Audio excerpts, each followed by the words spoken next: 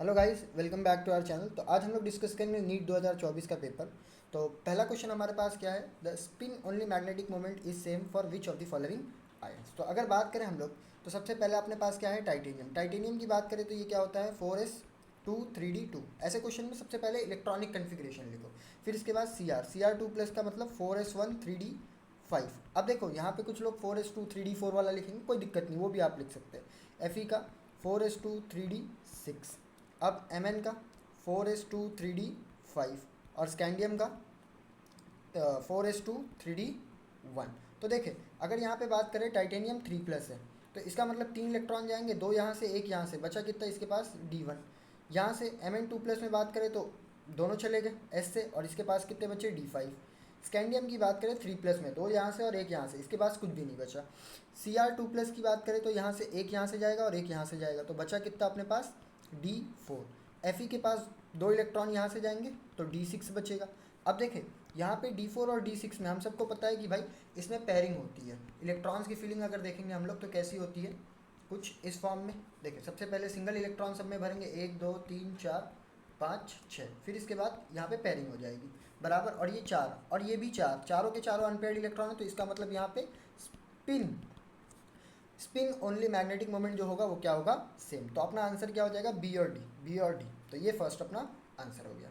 Next अगर हम लोग बात करें तो क्वेश्चन क्या है, the most stable carbocation among the following. तो देखो, स्टेबल कार्बोकेटायन की बात करें तो इसमें हम लोग को क्या लगाना होता है, इलेक्ट्रॉन डिस्प्लेसमेंट इफेक्ट से हम लोग इसको सॉल्व करते हैं। इलेक्ट्रॉन डिस्प्लेसमेंट इफेक्ट से सॉल्व करेंगे तो कुछ ऑर्डर होता है, उसके फॉर्म में हम लोग को देखना होता है। जैसे सबसे पहले हम लोग एरोमेटिसिटी लगाएंगे, क्या लगाएंगे, एरोमेटिसिटी। इसके बाद ये अगर ये नहीं लग रहा है तो फिर इसके बाद लगाएंगे हम लोग मीजोमेरिक, क्या लगाएंगे, मीजोमेरिक। अब यहाँ से भी अगर नहीं आ रहा है तो फिर इसके बाद हम लोग लगाएंगे रेजोनेंस, क्या लगाएंगे, रेजोनेंस। फिर इसके बाद ऐसे ही हाइपर कॉन्जुकेशन, फिर उसके बाद इंडक्टिव। तो यहाँ पे अगर हम लोग देखेंगे तो यहाँ हमारा ना तो रेजोनेंस लग रहा है, ना एरोमेटिसिटी लग रही है, ना मीजोमेरिक लग रहा है, तो हम लोग किस पे जाएंगे, हाइपर कॉन्जुकेशन की तरफ जाएंगे। तो देखिए यहाँ पे हाइपर कॉन्जुकेशन मतलब अल्फा हाइड्रोजन गिनना होता है, तो ये अपने पास कार्बोकेटायन वाला बाजू वाला कार्बन अल्फा, ये भी अल्फा कार्बन, इसके पास 2 और 1 3 हाइड्रोजन है। कितना हाइड्रोजन है, 3 अल्फा हाइड्रोजन है। सेम इसकी बात करें तो इसके पास कितने हैं, दोनों बाजू में 5 अल्फा हाइड्रोजन है। इस वाले की बात करें तो यहाँ पे ही सिर्फ 1 अल्फा कार्बन है, और इस कार्बन पे भी सिर्फ और सिर्फ 1 हाइड्रोजन होगा। क्यों, क्योंकि इसकी 3 वैलेंसी तो ऑलरेडी 1 2 और 3 बन चुकी है, तो बचा कितना, सिर्फ 1 अल्फा हाइड्रोजन। और इसके पास देखें तो ये अगर कार्बन है तो यहाँ पे कार्बोकेटायन है, तो यहाँ पे ये अल्फा कार्बन है, ये भी अल्फा कार्बन है, ये भी अल्फा कार्बन। तो मतलब इस पे हाइड्रोजन कितने होंगे, 2 यहाँ पे है, 2 यहाँ पे है और 3 यहाँ पे है, तो टोटल कितने हो गए, 7। तो जिसके ज़्यादा अल्फा हाइड्रोजन है वो ज़्यादा स्टेबल है, तो भाई ये वाला क्या हो जाएगा, ज़्यादा स्टेबल। फोर्थ वाला, कौन सा वाला, फोर्थ, यहाँ मार्क कर देते हैं। ठीक है। अब देखिए 53 क्वेश्चन नंबर की अगर हम लोग बात करें तो क्या बोला है, the boiling point of hydrides of group 16 elements follow the order. सबसे ज़्यादा H2O का, फिर H2 H2TE का, फिर H2SE का, फिर उसके बाद H2S का। तो अगर हम लोग देखेंगे तो ग्रुप 16 क्या है, ओल्ड स्टाइल से टीपो, बराबर है, यही है। अब देखो डाउन द ग्रुप जाएंगे तो बॉइलिंग पॉइंट इंक्रीज होता है, क्यों, क्योंकि मोलार मास बढ़ेगा, क्या बढ़ेगा, मोलार मास। अब लेकिन यहाँ पे ऑक्सीजन के लिए क्या होता है ना, ऑक्सीजन के लिए क्या होता है भाई, हाइड्रोजन बॉन्ड लग जाता है, हाइड्रोजन बॉन्ड। H2O के केस में क्या आ जाता है, हाइड्रोजन बॉन्डिंग आ जाती है, और इस हाइड्रोजन बॉन्डिंग की वजह से क्या होता है, इसका बॉइलिंग पॉइंट पूरे ग्रुप से सबसे ज़्यादा हो जाता है, और यहाँ पे कहीं नीचे लाए करता है। तो इसका मतलब कि भाई पहला स्टेटमेंट तो बिल्कुल सही है। दूसरा, on the basis of the molecular mass H2O is expected to have lower boiling point then the other members of the group, but due to the presence of extensive hydrogen bonding in H2O its has higher boiling point. मतलब दोनों statement सही है। तो अगर हम लोग देखेंगे statement 1 and statement 2 both are correct. ठीक है। अब नेक्स्ट क्वेश्चन की तरफ बढ़ते हैं। 54 क्या बोला है, मैथ दी कॉलम। अब देखो नीट में ना पहले से यही हो रहा है कि भाई असर्शन रीज़न, मतलब पहले के कंपैरिजन में और अभी के कंपैरिजन में assertion reason match the following questions बहुत ज़्यादा पहले से ज़्यादा पूछ रहा है, तो इसके लिए भी तैयार रहो, ठीक है, क्योंकि ये आपके नॉलेज काफ़ी अच्छे से चेक करते हैं। अब देखो सबसे पहले NH3 की बात करें तो हम सब ने पढ़ा है NH3 का स्ट्रक्चर कैसा होता है, ऊपर एक lone pair hydrogen hydrogen hydrogen, ये लोन पेयर रिपल्शन लगाता है, और इस रिपल्शन की वजह से यहाँ पे क्या होता है भाई, स्ट्रक्चर टेट्राहेड्रल, ज्योमेट्री टेट्राहेड्रल लेती है, लेकिन स्ट्रक्चर क्या आ जाता है अपने पास, पिरामिडल शेप में। कौन सा, पिरामिडल, ट्राइगोनल पिरामिडल, ये हो गया फर्स्ट। अब बी एक्स BrF3 की अगर बात करेंगे तो भाई इसके पास क्या है, दो लोन पेयर है, और सॉरी BrF5 है, सॉरी BrF3 में देख रहा हूँ, BrF5। तो इसके पास क्या है, एक लोन पेयर जो कि ऊपर होगा, और यहाँ पे क्या होगा, F और F। लेकिन इस F की वजह से क्या होगा, स्ट्रक्चर चेंज हो जाएगा, और स्ट्रक्चर चेंज हो जाके क्या बनाएगा, ये स्क्वायर पिरामिडल बनाएगा। क्या बनाएगा, स्क्वायर पिरामिडल, लाइक यहाँ से ऐसे, बराबर। अब देखो सेम यहाँ पे SF6 क्या करेगा, ऑक्टाहेड्रल बनाएगा, और XeF4 क्या बनाता है, स्क्वायर प्लेनर बनाता है, बराबर। तो अगर मैं मिलाऊँ तो पहले वाले का NH3 का 1, BrF5 का क्या आ जाएगा, स्क्वायर पिरामिडल 4, XeF4 का क्या आ जाएगा, स्क्वायर प्लेनर 2, और SF6 का क्या आ जाएगा, 3, ऑक्टाहेड्रल। तो देखो मैच करो कौन सा कॉलम है, 1 4 2 3, तो ये वाला अपना आंसर हो जाएगा, ठीक है। अब क्या है, the next question mole concept से है, क्या है, the highest number of helium atoms present in. अब देखो नंबर ऑफ एटम पूछा है, तो अपने को पता है जिसके मोल्स की अगर बात करें तो मोल्स का फॉर्मूला होता है नंबर ऑफ एटम्स के बेस पे बात कर रहा हूँ, atoms divide by Avogadro number, बराबर। तो जिसके पास नंबर ऑफ एटम ज़्यादा है उसका मोल्स भी ज़्यादा होगा, बराबर है। तो अब देखो यहाँ पे क्या है, 4U का मतलब 4 एटॉमिक मास में, ग्राम मोलार मास में दिया है यहाँ पे, 4 AMU atomic mass unit of helium. इसका मतलब अगर यहाँ पे आप इसका मोल निकालोगे तो ये 1 मोल आएगा, क्यों, क्योंकि 4 ग्राम डिवाइड बाय 4 हो जाएगा, तो आंसर वही आएगा। सेम यहाँ पे भी बात करेंगे तो इसमें भी कितना है, 1 मोलर ही है। अब सेम 22.7। अब देखो यहाँ पे STP दिया है, तो अगर STP पे फॉर्मूला लगाओगे तो मोल क्या होता है, mole equal to volume of gas divide by 22.4, ठीक है। तो अगर यहाँ पे हम लोग देखेंगे तो इसका मतलब यहाँ पे क्या आ जाएगा कि भाई ये 2.27 डिवाइड बाय 22.4। अब देखो जब इसको सॉल्व करोगे ना तो ये 0.1 के अप्रॉक्स आएगा, तो मोल बहुत कम हो गया है ना, मोल क्या हो गया, बहुत कम। तो इसका मतलब भाई इसमें सबसे ज़्यादा मोल है, तो इसमें आंसर भी यही अपना हो जाएगा। तो अब आगे देखेंगे हम लोग, क्या है question number 56, the identify the correct reagent that would bring about the following transformation. तो क्या है, ये एल्कीन है, और ये एल्कीन से किस में कन्वर्ट हो रहा है, एल्डिहाइड में। तो इसका मतलब देखो इसको दो तरीके से हम लोग कन्वर्ट कर सकते हैं। पहले यहाँ पे क्या करें कि भाई हम लोग अल्कोहल लेके आ जाए, या इसका ओजोनोलिसिस कर दे। लेकिन ओजोनोलिसिस करोगे तो उसमें क्या होता है, एक कार्बन कम हो जाएगा, क्योंकि बॉन्ड तो यहाँ से टूटेगा। तो सबसे पहले देखो यहाँ पे रिएजेंट कौन कौन सा दिया है, देखो H2O। अब देखो H2O CrO3, अगर इसमें हम लोग करेंगे तो इसका मतलब यहाँ पे क्या होगा भाई, H2O इसका ये कराएगा, बनाता हूँ प्रॉपर से, H2O क्या करेगा, यहाँ पे CH single bond CH single bond CH2। अब देखो H2OH प्लस मतलब एसिडिक हाइड्रोलिसिस जनरली जो होता है ना, वो मार्कोनिक एडिशन फॉलो करता है। कौन सा एडिशन फॉलो करता है, मार्क एडिशन। और इस मार्क एडिशन की वजह से जो OH आएगा वो यहाँ पे आएगा। अब जब इसको CrO3 से ट्रीट करोगे तो इसका मतलब यहाँ पे कीटोन बन जाएगा, लेकिन हमको यहाँ तो चाहिए नहीं, हमको यहाँ पे चाहिए, तो इसका मतलब ये नहीं हो सकता। तो अब इसी को ही वापस देखते हैं अपन। नेक्स्ट क्या है, BH3H2O2। अब अगर BH3H2O2 है तो हम सबको पता है ये एंटी मार्कोनिक एडिशन कराता है। अगर ये एंटी मार्कोनिक एडिशन कराता है तो इसका मतलब OH यहाँ पे आएगा। मतलब एक तो चीज़ सेट हो गई कि यहाँ पे BH3 ही होगा। अब देखो थर्ड ऑप्शन में भी BH3 ही है, उसको देखते हैं। तो उसके बाद क्या दिया है, PCC दिया है, और नेक्स्ट क्या दिया, अल्कलाइन KMNO4।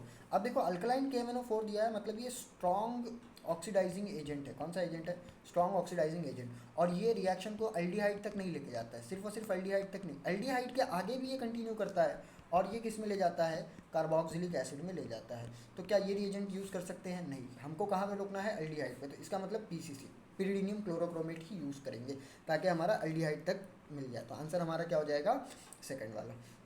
नेक्स्ट देखो question number 57, match the following. जैसे कि मैंने अभी थोड़ी देर पहले बताया था कि मैच द फॉलोइंग वाला क्वेश्चन नहीं बहुत पूछ रहा है, कंसेप्ट यहाँ पे बहुत डेप्थ लगते हैं, बराबर है ना। जब आप पढ़े होगे तभी आपको आइडिया होगा। सबसे पहले आइसोथर्मल प्रोसेस ईजी है, कोई हार्ड भी नहीं है कि नहीं होगा। आइसोथर्मल प्रोसेस क्या होता है, ऐसा प्रोसेस जिसमें टेम्परेचर कांस्टेंट होता है, T कांस्टेंट, बराबर है।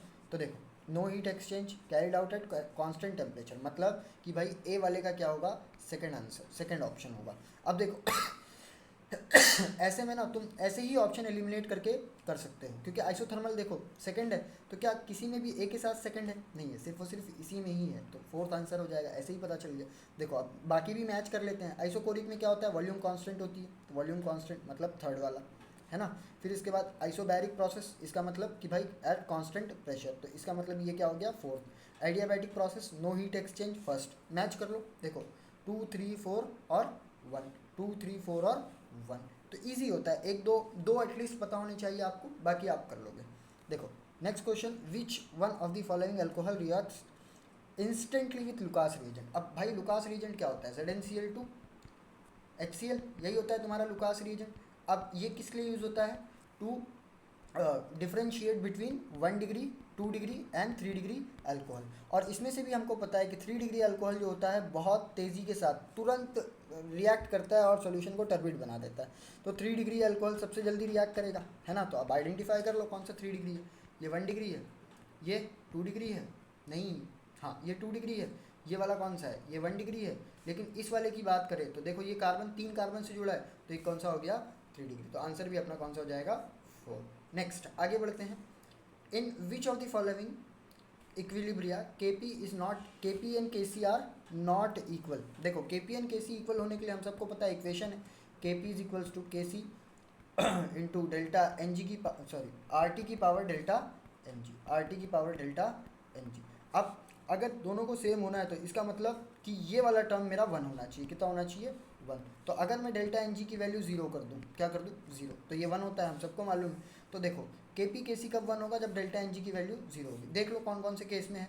अगर हम लोग बात करें यहाँ पे, तो पहला वाला केस देखो, यहाँ पे 1 मोल है गैशियस के, और यहाँ पे भी 1 है, ये 1 2, तो इसका मतलब यहाँ पे ही अगर हम लोग देखें तो पहला ऑप्शन ही अपना आंसर नहीं है। क्यों, क्योंकि डेल्टा एन जी यहाँ पे कितना आएगा, 1 आएगा, कितना आएगा, 1, लेकिन हमको कितना चाहिए, 0, तो आंसर क्या हो जाएगा, फर्स्ट। बाकी भी चेक कर सकते हो, नहीं आएगा, है ना, क्योंकि आंसर हो गया। देखो यहाँ भी 2 मोल प्रोडक्ट के है, रिएक्टेंट के भी 2 मोल है, यहाँ पे भी देखो 2 मोल प्रोडक्ट के, 2 मोल रिएक्टेंट के, सेम इसमें भी देखो यहाँ पे 1 2 2 मोल रिएक्टेंट के, 2 मोल प्रोडक्ट के, तो ये 0 हो ही जाएंगे, बराबर है।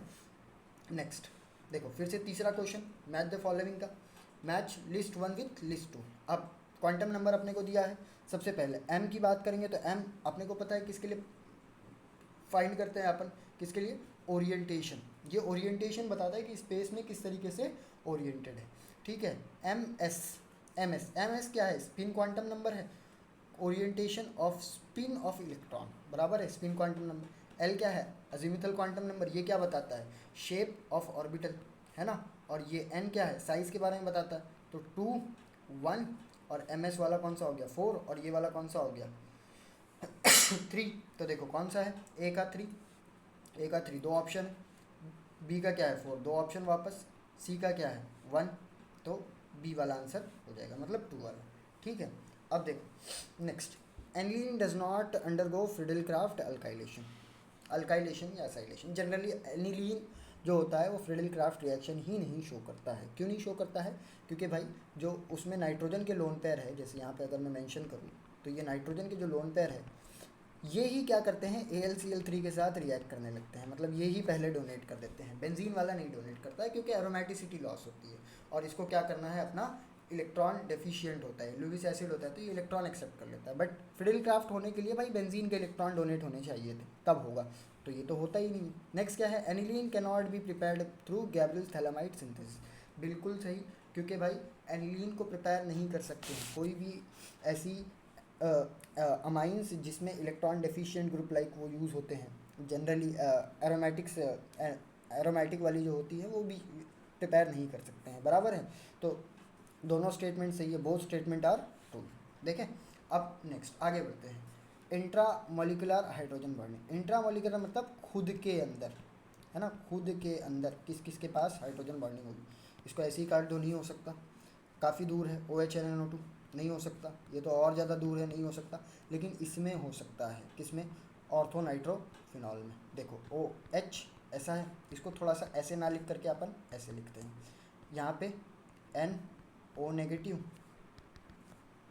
O नेगेटिव, और यहाँ पे डबल बॉन्ड O। तो देखो ये दोनों के बीच में हाइड्रोजन बॉन्डिंग हो सकती है बिल्कुल, तो आंसर क्या हो जाएगा, फर्स्ट। नेक्स्ट क्या है, on heating some solid substance changes from solid to vapor without passing through liquid state. The technique used for the purification such solid substance based on the above principle is known as।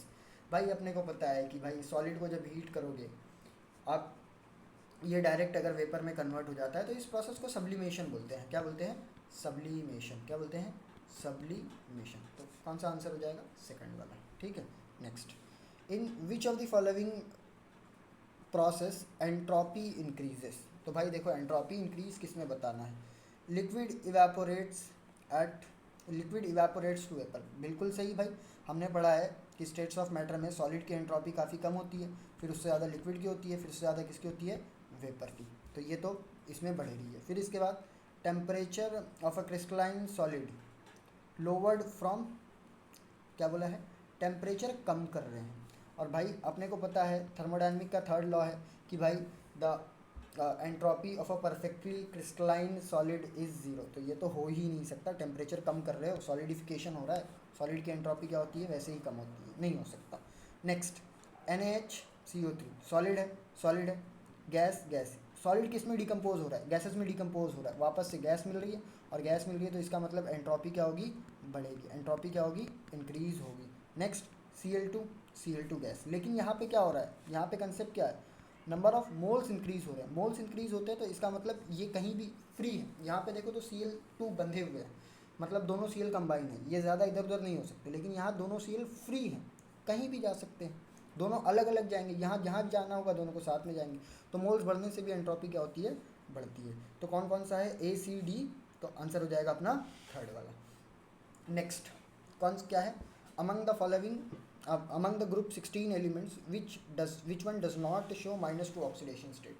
भाई जाहिर सी बात है, अगर group 16 की बात करेंगे तो down the group जैसे जैसे अपन जाते हैं तो -2 ऑक्सीडेशन स्टेट की जो टेंडेंसी होती है वो कम होने लगती है, बराबर है। और अगर एकदम नीचे जाएंगे तो वो बनाता ही नहीं है। तो अगर एकदम नीचे बात करें तो कौन सा है? ओल्ड स्टाइल से टीपो, पोलोनियम सबसे नीचे आता है, तो यही हो जाएगा आंसर, ये अपना हो जाएगा। ठीक है, नेक्स्ट फिर से देखो मैथ द फॉलोइंग आ गया। अब क्या है कि भाई math the following list with list two conversion. क्या कन्वर्जन हो रहा है? 1 mole of H2O2 number of Faraday, मतलब नंबर ऑफ फेरेडे रिक्वायर्ड। अब देखो ऐसे क्वेश्चन में ना भाई आपको इक्विवेलेंट, मतलब इक्विवेलेंट निकालने आना चाहिए। क्या निकालने आना चाहिए? इक्विवेलेंट। क्योंकि इक्विवेलेंट निकालने से पहले हमको एन फैक्टर निकालने आना चाहिए, क्योंकि हम मोल्स तो निकालना सीखे ही, और एन फैक्टर निकाल लिए तो इक्विवेलेंट भी निकल जाएगा। तो सबसे पहले सारे क्वेश्चंस में एन फैक्टर कैलकुलेट करते हैं। देखो H2O कन्वर्ट हो रहा है O2 में। अब देखो चेंज इन ऑक्सीडेशन स्टेट, यहाँ -2 है और यहाँ पे कितना है? 0। तो नंबर ऑफ इलेक्ट्रॉन का चेंज कितना होगा? 2। अब कुछ लोग शाने बोलेंगे 4 होगा सर, 2 ऑक्सीजन। भाई वो मेरे को भी पता है, लेकिन एन फैक्टर रिएक्टेंट के टर्म में देखते हैं, तो यहाँ पे सिर्फ एक ही रिएक्टेंट है, तो इसका मतलब सिर्फ और सिर्फ 2। ठीक है, MnO4 माइनस से Mn2+, तो भाई यहाँ पे +7 होता है, क्या होता है? +7, और यहाँ पे ये कितने में है? +2 में, तो इसका मतलब 5, कितना? 5 है ना। तो इसके लिए कितना था? 2, इसके लिए कितना है? 5। अब 1.5 mole of Ca from molten CaCl2। Ca मतलब CaCl2 से ये किस में जा रहा है? CaCl2 से किस में जा रहा है? Ca में जा रहा है, और कितना? 1.5 मोल है, बराबर है ना। हाँ ठीक है, तो देखो यहाँ से ये +2 में है और ये किस में जाएगा? -2, सॉरी 0 में, -2 लिख रहा हूँ, 0 में। तो वापस से 2 इलेक्ट्रॉन का चेंज हुआ, लेकिन यहाँ मेंशन कर दिया है कि 1.5, इसका मतलब 3/2। तो 2 × 3/2 जब आप सॉल्व करोगे, 2 × 3/2, तो इसका मतलब यहाँ पे 3 इलेक्ट्रॉन्स या 3 एन फैक्टर इसका कितना आ जाएगा? 3 आ जाएगा। कितना आ जाएगा? 3। ठीक है, अब नेक्स्ट मोल ऑफ FeO से Fe2O3। तो भाई FeO में Fe2+ में होता है और Fe2O3 में Fe3+ में होता है, तो 1 इलेक्ट्रॉन का चेंज होगा यहाँ पे, कितना? 1 इलेक्ट्रॉन का। तो अब देखो पहले वाले में कितना है? पहले वाले में 2 किसका है? सेकंड का। फर्स्ट का 2 किस किस में है? इसमें है, इसमें है, बराबर। सेकंड का कितना है? 5। तो 5 कौन सा है? फोर्थ वाला। तो भाई देखो पहले 2 पे ही आंसर आ गए, तो आंसर अपना क्या हो जाएगा? फर्स्ट वाला। कौन सा हो जाएगा?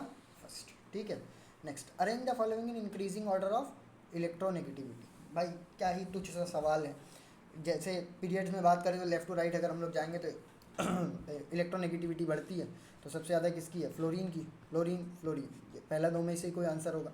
फिर उसके बाद ऑक्सीजन, ऑक्सीजन, यहाँ नाइट्रोजन हो ही नहीं सकता, तो आंसर क्या हो जाएगा, फर्स्ट। ठीक है, हाँ कार्बन, फिर उसके बाद ऑक्सीजन के बाद नाइट्रोजन, कार्बन, फिर सिलिकॉन। ठीक है, question number 68, compound with a molecular formula C6H14 has 2 tertiary carbon, it's IUPAC name is. देखो ऐसे क्वेश्चन आपको क्या करना है, 2 टर्शरी कार्बन होने चाहिए इसमें, बराबर है। तो टर्शरी कार्बन, जैसे सबसे पहले मैं एक 6 कार्बन की सीरीज़ बना लेता हूँ। ठीक है, बना लिया अपन ने।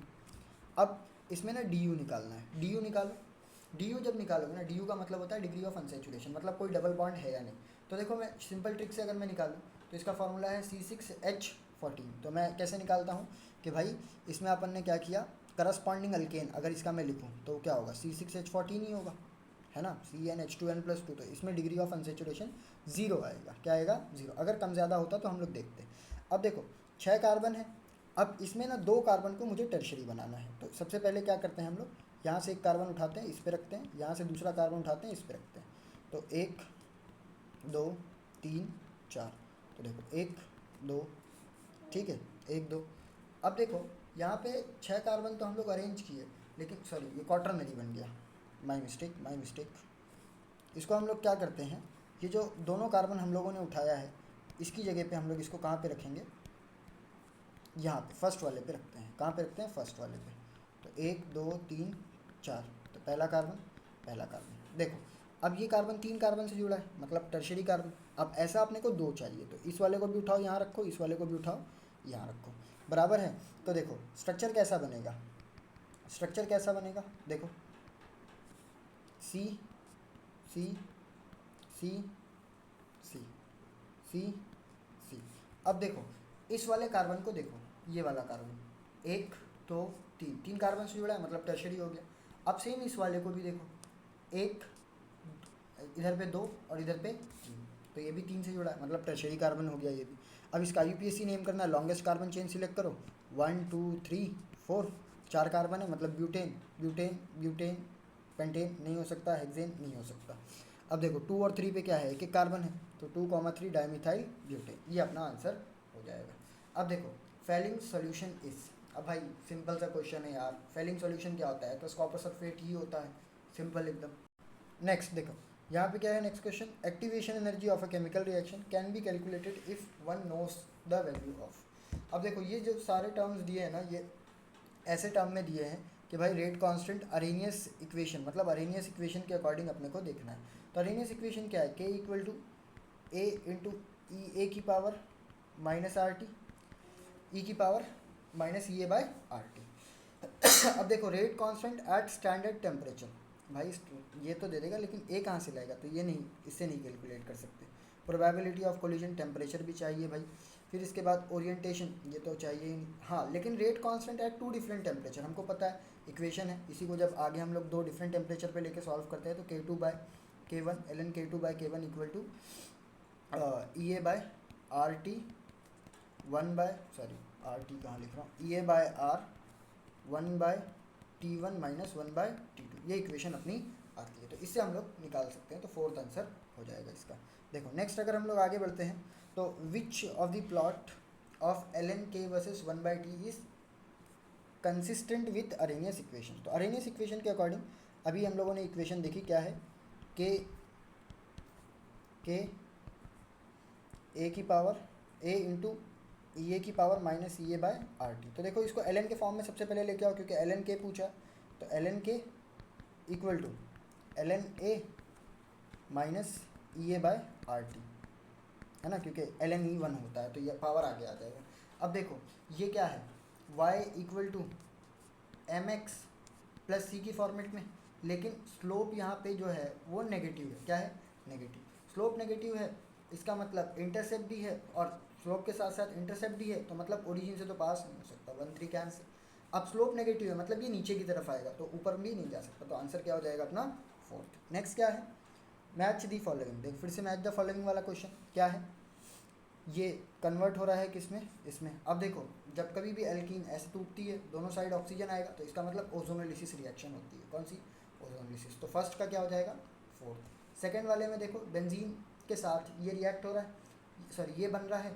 अब ये बनेगा कैसे कि भाई बेंजीन में अगर मैं फिडेलक्राफ्ट असाइलेशन करा दूँ, क्या करा दूँ, असाइलेशन मतलब R C double bond O C L का, इसका करा दूँ तो ये सी एल हट जाता है और यहाँ पे ये क्या आ जाएगा, C double bond O R आ जाएगा। तो देखो सेम उसी फॉर्मेट में है ये, तो फर्स्ट सेकंड बी का क्या हो जाएगा, फर्स्ट। सेम देखो यहाँ पे ओ एच है, अभी ओ एच है तो एक K M N O four oxidation कराता है बिल्कुल।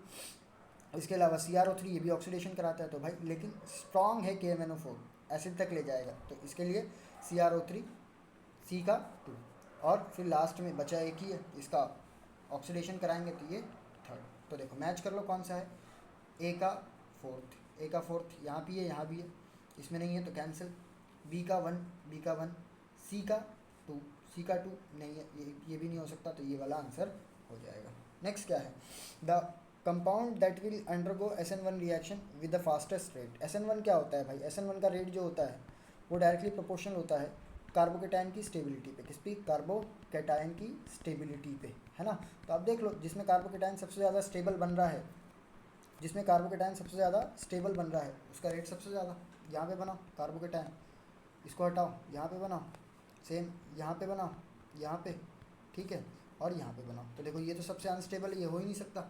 अब देखो यहाँ पे अगर तुम देखोगे तो ये रेजोनेंस स्टेबलाइज है, और मैंने अभी थोड़ी देर पहले बताया था कार्बोकेटाइन में सबसे पहले ऑर्डर देखना होता है, एरोमेटिसिटी फिर रेजोनेंस, तो फिर हाइपर कॉन्जुगेशन फिर इंडक्टिव। तो ये रेजोनेंस स्टेबलाइज है, लेकिन इसकी बात करेंगे तो हाइपर कॉन्जुगेशन, ये भी हाइपर कॉन्जुगेशन, तो ये रेजोनेंस वाला ज़्यादा हो जाएगा। तो इसका मतलब सबसे फास्टेस्ट रेट किसका होगा, फोर्थ वाले का। किसका, फोर्थ का। Next, which reaction is not redox. तो रेडॉक्स होने के लिए क्या होता है भाई, एक स्पीशीज़ का ऑक्सीडेशन स्टेट बढ़ना चाहिए, दूसरी का कम होना चाहिए, मतलब इलेक्ट्रॉन गेन और लॉस होना चाहिए। यहाँ पे देखें तो Zn जीरो में है, Zn प्लस CuSO4, ठीक है, ये किस में जा रहा है, ZnSO4 प्लस Cu में। तो Cu यहाँ पे कितने में, प्लस टू में, यहाँ पे ज़ीरो, यहाँ पे Zn टू प्लस में है, और ये किस में है, ज़ीरो। देखो ज़ीरो से टू पे जा रहा है और ये प्लस टू से ज़ीरो पे आ रहा है, तो मतलब ये तो नहीं हो सकता।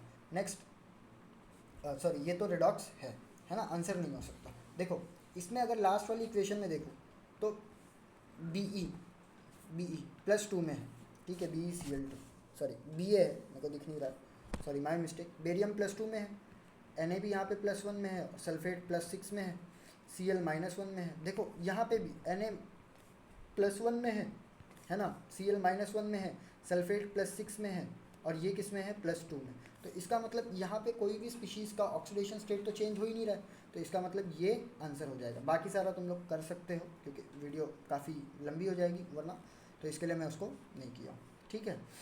Given below the two statement, the boiling point of three isomeric pentanes, ठीक है, N pentane, isopentane and neopentane, ठीक है, ये दिया है। अब अपने को बोला है कि when branching increases the molecules attain shapes of sphere, this result smaller surface area. भाई बिल्कुल सही बात है, ब्रांचिंग की वजह से क्या होता है, सरफेस एरिया कम हो जाता है। Due to which intermolecular forces between the sphericals are weak, thereby lowering the boiling point. बिल्कुल सही है भाई। बॉइलिंग पॉइंट क्या होती है, सबसे पहले तो boiling point is directly proportional to molar mass, है ना, मोलार मास। अब मोलार मास क्या होगा, तीनों पेंटेन के लिए सेम ही होगा, तो फिर boiling point is inversely proportional to branching. अब ब्रांचिंग की वजह से क्या होता है, सरफेस एरिया कम हो जाता है, वही तो इसमें बताया सेकंड ऑप्शन में, सरफेस एरिया कम हो जाता है तो वंडर वाल फोर्सेस जो अट्रैक्शन होती है वो काफ़ी कम होती है। तो both the statements are right. Next question क्या है, CONH3 प्लस सिक्स, यहाँ पे COF6 complexes are octahedral but differ in their magnetic behaviour. भाई दोनों तो ऑक्टाहेड्रल है, अब मैग्नेटिक बिहेवियर वाला भी डिफरेंट है। क्यों डिफरेंट है, क्योंकि अगर तुम कोऑर्डिनेशन पढ़ोगे तुमको पता होगा NH3 CO के साथ प्लस थ्री ऑक्सीडेशन स्टेट में स्ट्रॉन्ग फील्ड लिगेंड की तरह बिहेव करता है, मतलब ये क्या कराएगा, पेयरिंग, क्या कराएगा, पेयरिंग। और अगर ये पेयरिंग करा रहा होगा तो CO इसमें D6 में होता है, 3 प्लस में CO D6 में होता है, और ये क्या हो जाएगा, डायमैग्नेटिक, क्या हो जाएगा, डायमैग्नेटिक। लेकिन वही अगर F की बात करूँ तो ये क्या कराएगा, वीक फील्ड लिगेंड होता है, क्या होता है, वीक फील्ड लिगेंड, और ये इसके बस की बात पेयरिंग नहीं है। तो D6 में यहाँ पे ये अनपेयर्ड इलेक्ट्रॉन होगा और ये पैरामैग्नेटिक होगा, क्या होगा, पैरामैग्नेटिक। तो आंसर क्या होना चाहिए, पहला वाला स्टेटमेंट तो बिल्कुल राइट है, क्या है, राइट है ना। नेक्स्ट क्या है, diamagnetic, CONH3 is diamagnetic whereas COF6, बिल्कुल सही है भाई, दोनों स्टेटमेंट राइट है। तो both 1 and 2 are right. Next, match the column with list 1 and list 2। देखो सबसे पहले इथेन की बात करें तो क्या है, number and types of bonds between carbon and carbon. Ethane में क्या होता है भाई, दोनों कार्बन के बीच में सिंगल बॉन्ड होता है, तो 1 सिग्मा बॉन्ड, फर्स्ट का थर्ड। नेक्स्ट इथीन में एक सिग्मा बॉन्ड और एक पाई बॉन्ड, तो कहाँ है नेक्स्ट, एक सिग्मा एंड एक पाई, तो इसका फोर्थ। कार्बन मॉलिक्यूल C2, इस पे लास्ट में आता हूँ मैं। इथाइन तो एक सिग्मा बॉन्ड होता है और 2 पाई बॉन्ड होता है, बिल्कुल सही भाई। तो इसका क्या हो जाएगा 1। देखो आंसर सिर्फ इस 3 से ही आ जाता है, लेकिन मैं C2 का कुछ और भी, अगर कोई और भी टाइप में ऐसा क्वेश्चन आ गया तो बता दूंगा कि किस तरीके से उसको सॉल्व करना। तो 3, 4 और 1, तो देखो A का 3 दोनों में है, B का 4 दोनों में है, D का 1, 3 पता है, आंसर आ गया C। लेकिन अपने को आंसर के साथ साथ थोड़ा सा यहाँ पे कंसेप्ट भी सीखना है। देखो तो यहाँ पे क्या है भाई कि जो C2 है ना, ये तुम डायरेक्ट नहीं बता सकते हो, तुमको इसका मॉलिक्यूलर ऑर्बिटल थ्योरी से डायग्राम बनाना पड़ेगा। तो मॉलिक्यूलर ऑर्बिटल थ्योरी से बनाओगे तो 1s 2s का मैं नहीं बना रहा हूँ वो, क्योंकि एंटी बॉन्डिंग और बॉन्डिंग में दोनों में इलेक्ट्रॉन सेम आएगा तो वो कैंसिल हो जाएगा। तो C2 की अगर बात करें अपन यहाँ पे, तो एक कार्बन में 6 इलेक्ट्रॉन, तो C2 में 12 इलेक्ट्रॉन हो जाएंगे। तो 1s 2s में ऑक्यूपाई हो जाएंगे 8 इलेक्ट्रॉन्स, तो बचे कितने अपने पास, 4 बचे हैं। अब जब इसका डायग्राम तुम बनाओगे ना, तो यहाँ पे क्या होता है Px Py Pz, Px Py Pz।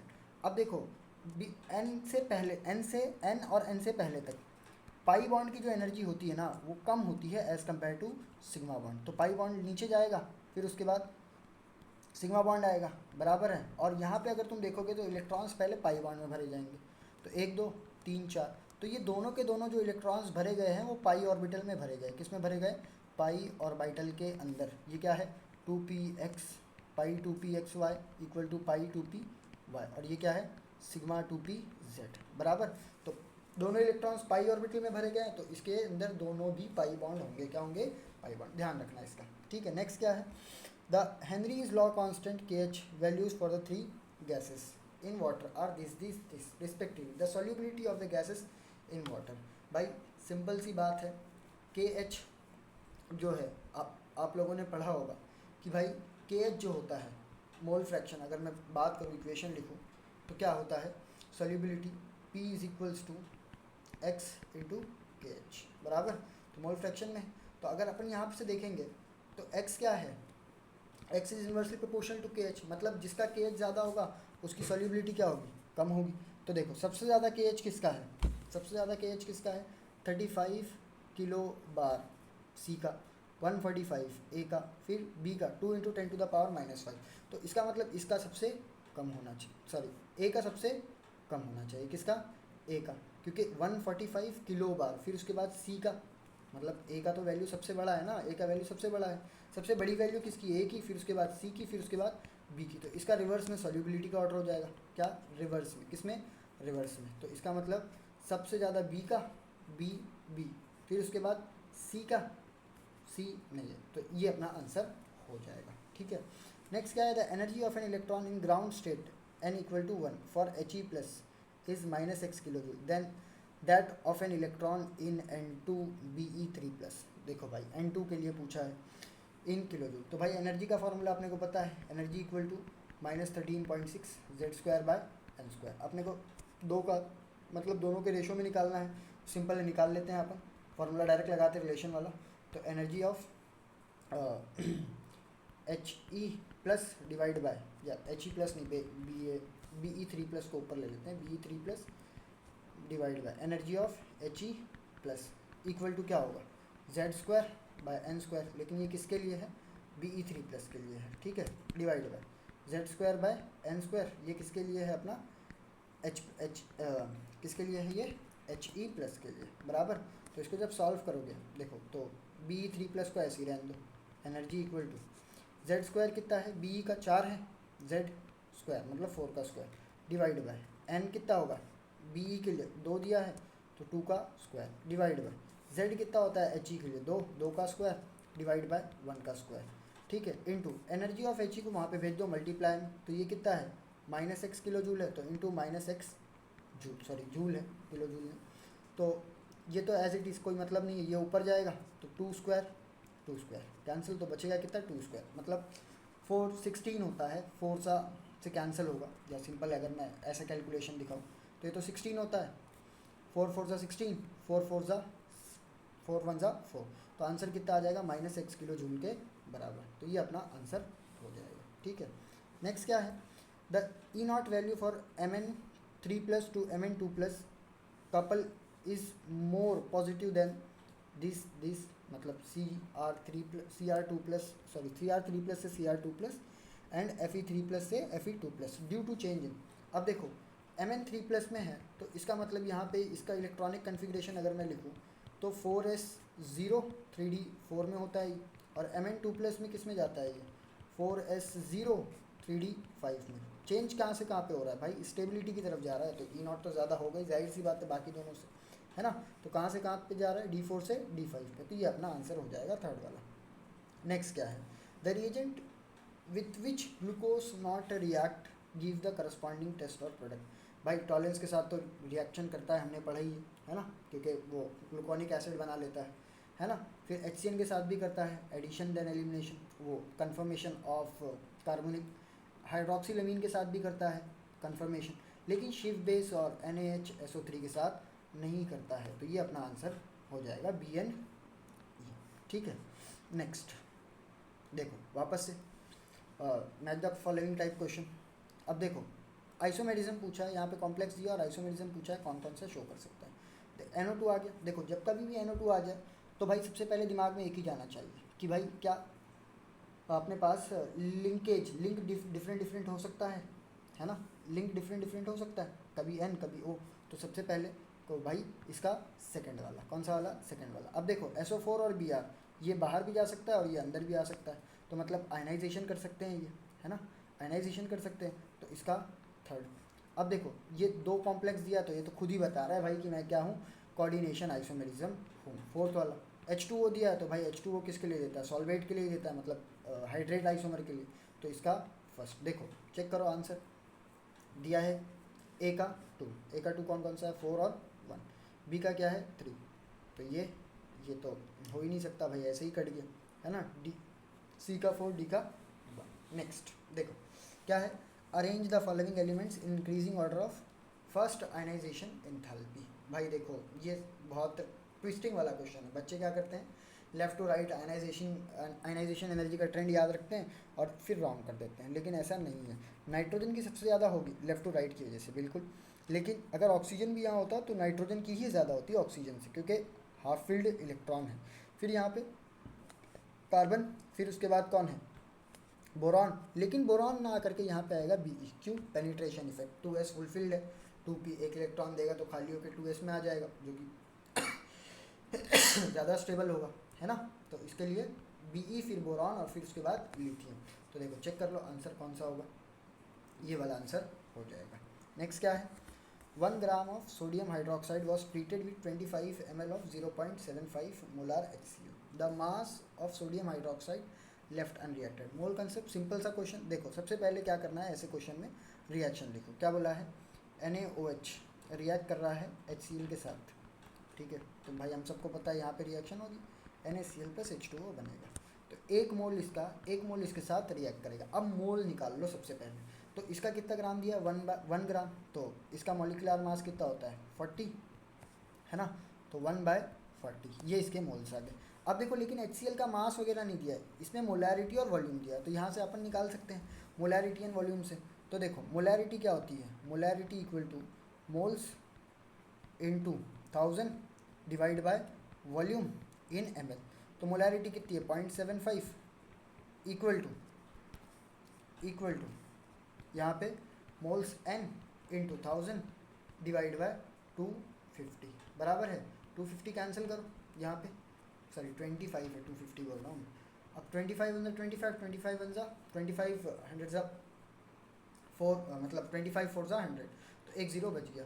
अब इसको शिफ्ट करो यहाँ पे, तो मोल की वैल्यू यहाँ से कितनी आ जाएगी, n इक्वल टू 0.75/4, तो 40 सॉरी 4 लिख रहा हूँ। तो यहाँ पे इसका मोल कितना आ गया, इसका मोल कितना आ गया HCl का, अगर मैं इसको मिटाऊँ 1 को, तो यहाँ पे HCl का मोल कितना आ जाएगा 0.75/40। एलसीएम ले लो, 40 कैंसिल हो जाएगा। तो इसका अगर 1 ग्राम रिएक्ट कर रहा है तो इसका भी 1 ग्राम रिएक्ट करना चाहिए, ऐसा मतलब इस हिसाब से आएगा आंसर। लेकिन इसका 7.75 ही है और इसका कितना है 1, तो इसका मतलब 0.25 ग्राम बच जाएगा। क्या 0.25 ग्राम बच जाएगा। अब देखो 0.25 ग्राम कहीं आंसर नहीं, mg में है, कन्वर्ट कर लो तो 250 mg है ना, 250 मिलीग्राम। तो ये आंसर हो जाएगा अपना सेकंड वाला। नेक्स्ट देखो, for the reaction 2A gives B plus C, तो KC इसका ये है। At a given time the composition of the reaction is this, ठीक है, मतलब एक टाइम है रिएक्शन के बीच में, उसमें ये दिया है। तो अब बताना है कि कौन सा करेक्ट है।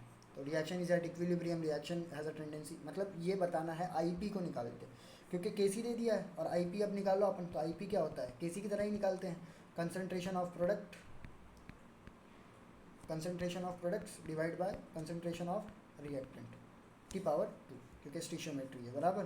तो देखो बी कितना है, सबकी पावर, सबकी कंसंट्रेशन सेम ही है, तो मैं सिंपली, सबकी कंसंट्रेशन सेम है तो इतना कैलकुलेशन करने से अच्छा मैं ए इंटू ए लिख देता हूँ। कंसंट्रेशन सेम ही है सबकी, एक्स एक्सिस की मान लो, तो ये कैंसिल, ये कैंसिल, ये कैंसिल, तो इसका मतलब आईपी की वैल्यू कितनी आ जाएगी 1।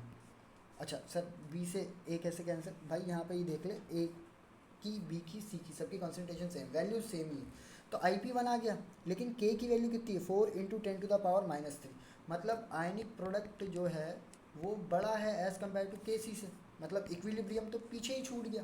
तो इसका मतलब रिएक्शन कहाँ जाने की फिराक में होगा, पीछे की तरफ, मतलब रिएक्शन कहाँ जाएगा, बैकवर्ड, है ना। तो आंसर थर्ड हो जाएगा अपना, ठीक है। देखो फर्स्ट में फॉरवर्ड नहीं हो सकता, इक्विलिब्रियम पे तो है ही नहीं बराबर, ठीक है।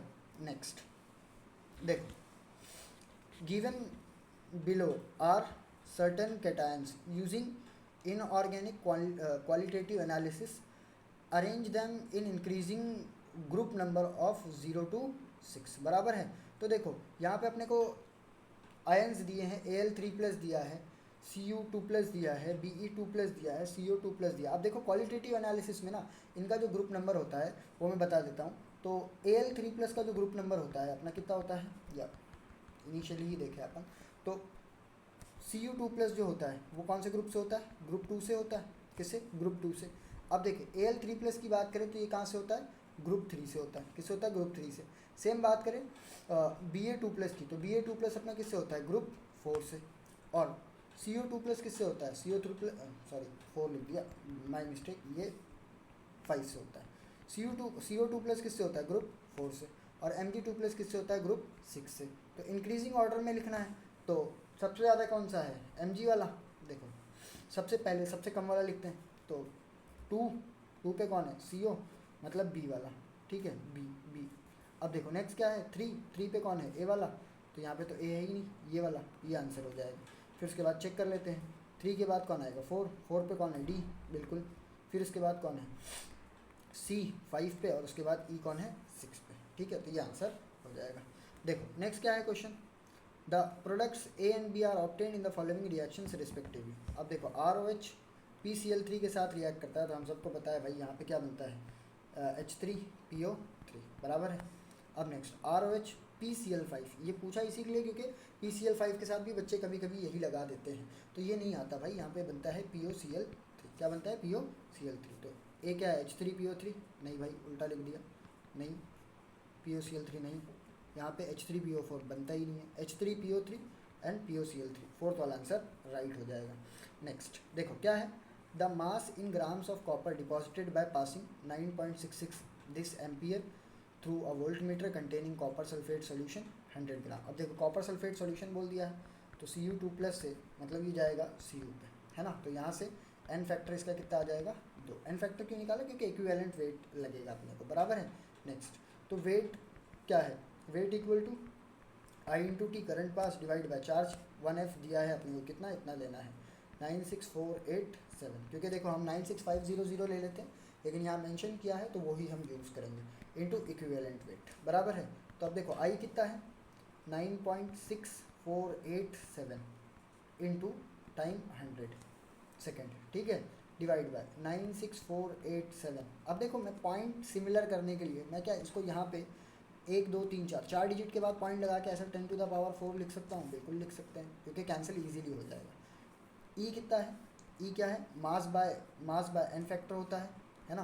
तो मास कितना है अपने पास 63 इंटू 63 बाय एन फैक्टर 2 है, तो देखो ये कैंसिल हो गया, कैंसिल हो जाएगा, ये सेम ही है, कैंसिल 10⁴, 10⁻², कैंसिल 10⁻², बचेगा। अब देखो 63/200, तो देखो एक तिहाई के आसपास है, मतलब 1/3, मतलब ऐसा अगर मैं बोलूँ तो 3 टाइम्स में ये कैंसिल होगा, सिंपल ऐसा। अगर या ऐसा भी मान ले अपन कि यहाँ पे अगर मैं ज़ीरो लगा दूँ, क्या लगा दूँ, ज़ीरो, सिंपल एक ज़ीरो बढ़ा देता हूँ तो 10⁻−1 आ जाएगा। तो ये कितने से कैंसिल होगा, 3 टाइम्स के आसपास आएगा, तो भाई सेम ही है। लेकिन ये 0.3 में आएगा, किस में आएगा, 0.3 में, क्यों, क्योंकि भाई 10⁻−1 है, तो 0.3 में आंसर कौन सा है अपने पास, ये वाला, तो 0.315 आंसर हो जाएगा। ठीक है, मतलब कैलकुलेशन तो इतना टाइम नहीं दे सकते, तो ऐसे तुम लोग ट्रिक्स से अपन सॉल्व कर सकते हैं। क्या है, the plot of osmotic pressure 2 versus concentration is this, straight line है ना, the temperature at which the osmotic pressure measurement is done. Simple है भाई, ऑस्मेटिक प्रेशर का फॉर्मूला क्या है, π = CRT। अब ये स्लोप हो गया है ना, क्योंकि y = mx+c, यही फॉर्मूला लगाओ, y = mx+c है ना, तो ये तो ज़ीरो ही है, तो अपने पास स्लोप क्या हो जाएगा, देखो ऐसा बनेगी, पासिंग थ्रू दिस, स्लोप क्या हो गया, स्लोप = RT। अब RT में क्या दिया है अपने को, स्लोप की वैल्यू दी है, स्लोप की वैल्यू ये दी है, तो R × T = 25.73 लीटर/मोल इनवर्स, बराबर है। अब देखो R कितना दिया है अपने को, 0.083, 25.7 डिवाइड बाय लीटर/0.083, तो इसको सॉल्व कर लेना। सो मैं डायरेक्टली कैलकुलेटर से लिख रहा हूँ, तो अपने पास इसका आंसर कितना आ जाएगा 25.7 डिवाइड बाय 0.083, तो इसका आंसर आ जाएगा अपने पास 309.63 केल्विन। अब ये केल्विन में आया, लेकिन अपने को यहाँ पे सारे ऑप्शन सेल्सियस में दिए, तो भाई सिंपल माइनस कर दो 273 से, कितने से माइनस करो, 273 से, तो 273 से माइनस करोगे तो अपने पास आंसर कितना आ जाएगा 36.63, तो देखो 3763 में तो कहीं दिया नहीं है, तो ये अपने पास आंसर हो जाएगा। ठीक है, next, identify the product C formed in the following reaction sequence. देखो सिंपल है, SN2 यहाँ से ये हटेगा, ये जाएगा तो CH3, CH2, CH2, यहाँ पे क्या आ जाएगा CN। नेक्स्ट क्या है, पार्शियल हाइड्रोलिसिस। अब अमाइड का पार्शियल हाइड्रोलिसिस क्या करता है, यहाँ पे OH- क्या करेगा, H2O, या डायरेक्टली मैं बोलूँ बेसिक हाइड्रोलिसिस है अपने पास, इसको ट्रिपल बॉन्ड दिखाते हैं, और यहाँ पे OH- है, ये OH- क्या करेगा, सबसे पहले क्या करेगा, कार्बन पे अटैक करेगा, फिर हाइड्रोजन उस पर आकर अट्रैक्ट होगा, तो यहाँ से क्या बनेगा CH3, CH2, CH2, चेंज क्यों हो गया, CH2, सॉरी CH, हाँ तीसरा CH2, और यहाँ पे COH, यहाँ पे डबल बॉन्ड NH। अब ये क्या करेगा, टॉटोमराइज कर जाएगा। अब जब ये टॉटोमराइज करेगा तो यहाँ से क्या बनेगा CH3, CH2, CH2, C double bond O NH2, बराबर है। अब देखो लास्ट स्टेप में क्या दिया है अपने को कि NaOH Br2, और भाई OH- मतलब NaOH तो बेस का ही काम करेगा, और उसके साथ Br2, तो ये कौन सी रिएक्शन है, हॉफमैन ब्रोमामाइड डिग्रेडेशन। और हॉफमैन ब्रोमामाइड डिग्रेडेशन में हमको पता है ये CO निकल जाता है। अब जब ये CO निकलेगा तो यहाँ पे क्या बन जाएगा CH3, CH2, CH2, NH2, क्या बना प्रोपाइल अमीन, तो पहला वाला आंसर हो जाएगा अपना। ठीक है, नेक्स्ट क्या है question, identify the correct answer, the 3 resonance structure can be shown for ozone. तो भाई नहीं भाई, oxygen oxygen oxygen double bond oxygen minus plus, दो ही, एक ही इधर आएगा एक इधर, दो ही होगा, तो ये तो नहीं है, गलत है। BF3 has non zero dipole, नहीं भाई ज़ीरो होता है, क्योंकि देखो BF तीनों डायरेक्शन में है, तो मतलब सेम ही है, वेक्टर क्वांटिटी है, डाइपोल मोमेंट ज़ीरो हो जाएगा, नहीं ये भी रॉन्ग है। Dipole moment of NF3 is greater than NH3, बिल्कुल नहीं, NCERT में लिखा है डायरेक्टली है। 3 canonical forms can be drawn for CO3 2-, बिल्कुल सही है ये। देखो CO O-, O-, तो एक बार इसके साथ पहला स्ट्रक्चर ये है, एक बार ये A वाले के साथ डबल बॉन्ड, एक बार B वाले के साथ डबल बॉन्ड, एक बार C वाले के साथ डबल बॉन्ड, तो ये वाला आंसर राइट हो जाएगा। ठीक है, next, given below are 2 statements, CONH3 is a homoleptic, बिल्कुल सही, सिंगल एक ही टाइप का अपने पास लिगेंड है इसमें. Complex versus this is heteroleptic, बिल्कुल सही, इसमें 2 लिगेंड हैं, बराबर है. Complex CONH3 has only one kind of ligand but complex 2 has more than one kind of ligand, बिल्कुल सही. तो दोनों आंसर राइट है. तो both statement 1 and statement 2 are right. For a given reaction, ये रिएक्शन दी है KMnO4. अब बोला है प्रोडक्ट पी बताना है. देखो KMnO4 H+ के साथ दिया, मतलब एसिडिक KMnO4 दिया. और जब कभी भी अल्कलाइन KMnO4 दिया होता है तो रिएक्शन कहाँ पे जाती है, सीधा ऑक्सीडेशन होता है और वो कार्बोक्सिलिक एसिड तक जाती है. कहाँ तक, कार्बोक्सिलिक एसिड तक. लेकिन वही अगर कोल्ड KMnO4 दे दिया होता क्या दे दिया होता, cold KMnO4, cold KMnO4. Cold KMnO4 में क्या होता, रिएक्शन डायॉल जाती, क्या जाती, डायॉल, वो भी कौन सा, सिन वाला है ना. मतलब ये बनता अगर तुम्हारा कोल्ड KMnO4 दिया होता तो, कौन सा, कोल्ड KMnO4. लेकिन कोल्ड तो अपने को दिया नहीं तो ये तो बनेगा नहीं, है ना. अपने को क्या दिया, एसिडिक KMnO4. तो रिएक्शन ऑक्सीडेशन होगा और ये एसिड तक जाएगा, सेकंड वाला आंसर हो जाएगा. क्योंकि यहाँ से टूटेगा, देखो ये 6 मेंबर ग्रीन, ये भी एसिड ये भी एसिड, तो ये वाला आंसर हो जाएगा. बाकी में देखो ये एल्डिहाइड नहीं, पॉसिबल ही नहीं, ये कीटोन, ये तो बनेगा ही नहीं, किसी भी केस में नहीं बनता ये. Next, the pair of lengthenoid ions which are diamagnetic is. अब देखो ऐसे क्वेश्चन को सॉल्व करने के लिए ना तुमको ऑक्सीडेशन स्टेट तुमको याद होना चाहिए. क्या याद होना चाहिए, ऑक्सीडेशन स्टेट बोल रहा हूँ. इलेक्ट्रॉनिक कन्फिग्रेशन तुमको याद होना चाहिए. देखो सबसे पहले मैं साइड में सबका लिख देता हूँ जो जो दिया है. CE का, सीरियम का अगर हम लोग ऑक्सीडेशन स्टेट इलेक्ट्रॉनिक कन्फिग्रेशन देखेंगे तो सीरियम का इलेक्ट्रॉनिक कन्फिग्रेशन क्या है, डायरेक्ट फाइनल लिख रहा हूँ, 4f1 5d1 6s2. इसके बाद YB यट्रबियम, YB का अपने पास क्या है 4f14 5d0 6s2 YB, ठीक है. इसके बाद अपने पास YB का हो गया, सीरियम का ऑलरेडी लिख दिया. फिर इसके बाद कौन है, यूरोपियम का ऑक्सीडेशन स्टेट क्या होता है, EU का 4f7 5d0 6s2. इसके बाद गैडोलिनियम GD का क्या होता है अपने पास 4f7 4f GD 4f7 5d1 और 6s2. और कौन सा है अपने पास यहाँ पे, प्रोमीथियम है और समेरियम है, ठीक है. तो प्रोमीथियम का PM 4f5 5d0 6s2, ठीक है. और नेक्स्ट अपने पास क्या है, सेमेरियम का क्या है, SM का 4f6 5d0 6s2.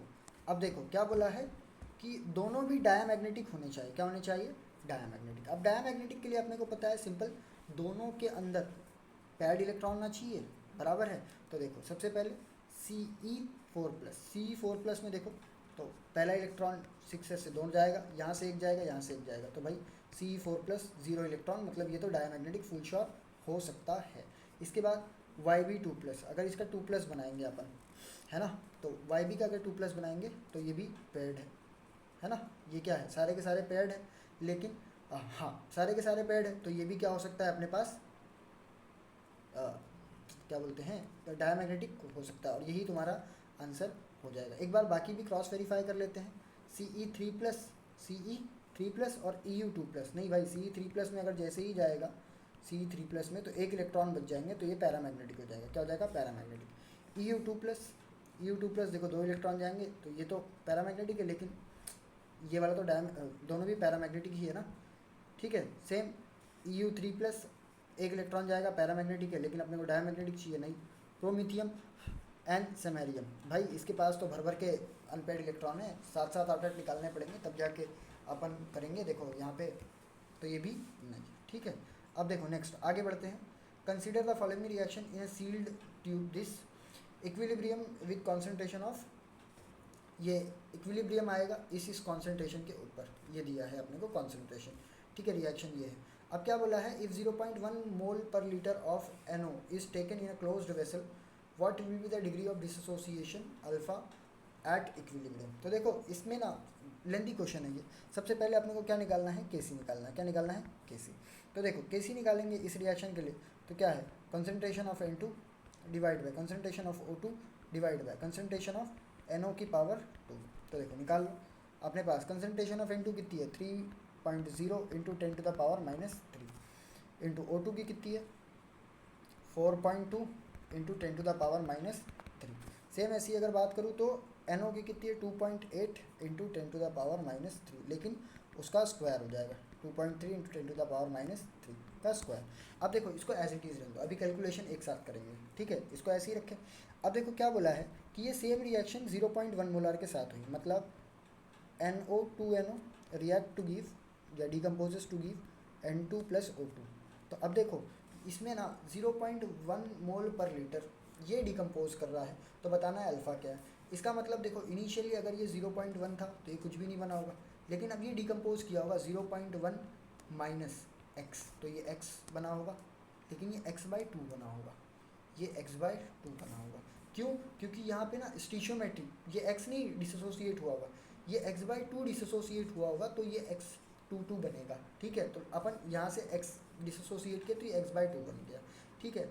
अब देखो यहाँ पे x की वैल्यू जब निकालोगे ना आप अल्फ़ा के टर्म में, क्योंकि अल्फ़ा क्या होता है, अल्फ़ा क्या होता है, alpha equal to moles dissociated x divide by 0.1। तो x क्या आ जाएगा, x equal to 0.1 into alpha बराबर है, तो x की वैल्यू रख दो 0.1 माइनस 0.1 अल्फ़ा, यहाँ पे x को 0.1 को डिवाइड करोगे तो 0.05 अल्फ़ा, 0.05 अल्फ़ा। तो अब देखो इसको अपन सॉल्व करेंगे, तो यहाँ पे अब वापस से केसी लिखो, तो KC equal to concentration of N2 into concentration of O2 divide by concentration of NO की पावर 2। अब देखो जब इसमें आप वैल्यू रखोगे ना, तो वैल्यू क्या है अपने पास, सारी वैल्यूज़ रखो और इसको भी रखो, क्योंकि केसी की वैल्यू तो ये अपने पास है ही। तो केसी की वैल्यू क्या है 10 to the power 3, 10 to the power 3, और ये कैंसिल कर दो, तो क्या बचा 3.0 इंटू 4.2 डिवाइड बाय 2.8 इंटू 2.8। अब देखो यहाँ से अगर हम लोग देखेंगे तो जगह कम पड़ गई, चलो नीचे लिख लेते हैं, नीचे लिख लेते हैं, कोई बात नहीं, ये नीचे वाला क्वेश्चन छोटा ही है, नीचे लिख लेते हैं, कोई बात नहीं, इसको शिफ्ट कराओ।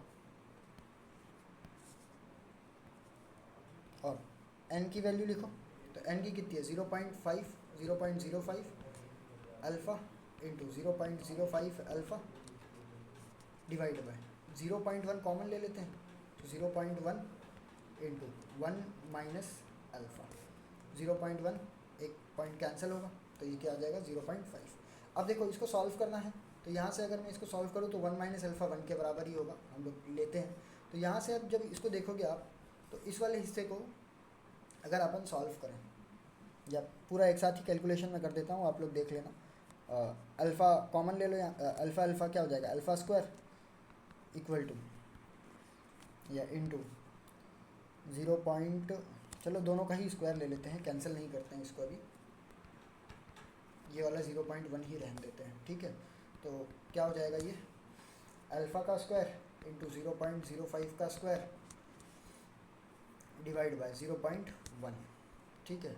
और वहाँ पे क्या है, अल्फ़ा को यहीं रखो, बाकी सबको वहाँ भेज दो, तो 3.0 into 4.2 into 2.8 into 2.8 into 0.1 into 0.05 into 0.05, ठीक है।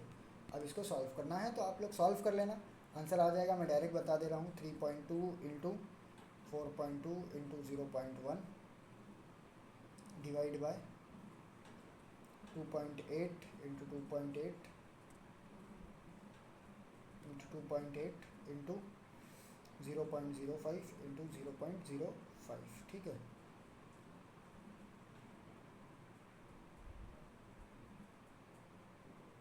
तो देखो जब आप इसको सॉल्व करोगे ना, तो आपका आंसर 0.7 0.17 के आसपास आएगा, ठीक है। आप एक बार चेक कर लेना, आंसर आपका ये आ जाएगा, ठीक। चलो आगे बढ़ते हैं अब अपन, ठीक है। स्क्वायर रूट भी लेना है क्योंकि ये आएगा, फिर इसका जब आप स्क्वायर रूट लेंगे तो आप ये आंसर आपका अचीव हो जाएगा, ठीक है। देखो next, compound A contains 32%, B sorry A contain 32%, B contain B 20%, and C contains remaining. तो द एम्पेरिकल फार्मूला देखो, सबसे पहले सी का कंटेंट निकालो, तो ये दोनों का अगर मिलाएंगे तो ये 52% हो रहा है, तो सी का ऑटोमेटिकली भाई 100% में से माइनस करेंगे तो सी का कंटेंट कितना आ जाएगा 48%। देखो ऐसे क्वेश्चन के लिए ना मतलब फॉर्मूले से भी कर सकते हो, शॉर्ट ट्रिक से भी कर सकते हो। ट्रिक क्या है, ए का कंटेंट कितना है 32% लिख दो यहाँ पे, बी का कंटेंट कितना है 20% लिख दो, सी का कंटेंट कितना है 48%। इसके जितने भी मोलार मास है ना उससे डिवाइड करो, तो इसका मोलार मास 64, इसका मोलार मास 40, इसका मोलार मास 32। तो आप देखो डिवाइड करेंगे तो ए के पावर ए में क्या आएगा 1/2, बी में क्या आएगा 1/2, सी में क्या आएगा 3/2।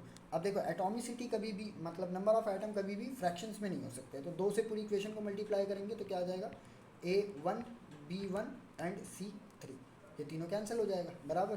तो ये अपने पास क्या आ जाएगा इसका फॉर्मूला ABC3, ठीक है।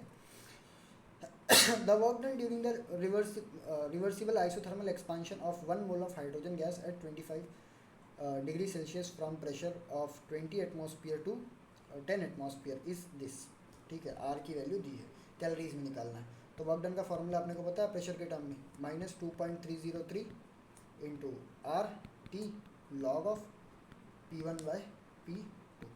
तो देखो क्या है अपने पास ये -2.303, आर कितना है 2 कैलोरी, टेम्परेचर कितना है 25 डिग्री सेल्सियस मतलब 298 लॉग ऑफ 20/10। सॉल्व करो इसको, तो -2.303 इसको मल्टीप्लाई करेंगे तो 298 को मल्टीप्लाई करेंगे तो कितना 596 इंटू लॉग 2 कितना होगा 0.301। अब देखो इसको और इसको मल्टीप्लाई करते हैं तो अपने को पता है 0.693 आंसर आता है ना 596, मतलब 75%, इसके 75% के आसपास आंसर है, मतलब 413 समथिंग हो सकता है, ये तो होगा नहीं, ये भी नहीं होगा। अब प्लस या माइनस साइन देखना है तो माइनस में आंसर है अपना ये आ जाएगा, ठीक है। पूरा मल्टीप्लाई करने की ज़रूरत भी नहीं है। देखो during the preparation of Mohr salt the ferrous ammonium sulphate, ठीक है, which of the following acid is added to prevent hydrolysis. भाई सिंपल है एकदम कि अमोनियम मतलब मोहर सॉल्ट बनाने के टाइम पे अमोनियम सल्फेट के साथ साथ फेरस अमोनियम सल्फेट में क्या डालते हैं जिससे अपना हाइड्रोलिसिस ऑफ Fe2+ ना हो। तो सिंपल एकदम डाइल्यूट हाइड्रोक्लोरिक एसिड हम लोग डालते हैं ताकि हाइड्रोलिसिस को रोक सके, बराबर है। क्वेश्चन क्या है अपने पास, the rate of reaction quadruples when temperature, simple temperature change हो रहा है तो rate of the reaction 4 times हो रहा है। तो देखो जब कभी भी ऐसा होता है तो कॉन्सेंट्रेशन सेम होती है, तो इसका मतलब जो भी चेंज हो रहा है वो रेट कॉन्स्टेंट हो रहा है। तो इसका मतलब K1 अगर x है, तो K2 कितना है 4x, सिंपल। तो देखो 2 डिफरेंट टेम्परेचर पे अपने को पता है log of K2 by K1 equal to ये by R into 2.303 1/T1 minus 1/T2, ये फार्मूला है। अब देखो वैल्यूज़ रखो, log of K2 4x divide by x equal to ये निकालना है, R की वैल्यू 8.314 इंटू 2.303।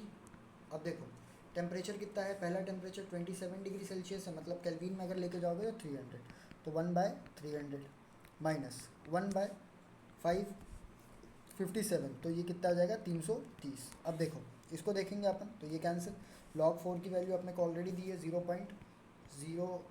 0.6021, इधर ले आओ मल्टीप्लाई में 8.314 इंटू 2.303।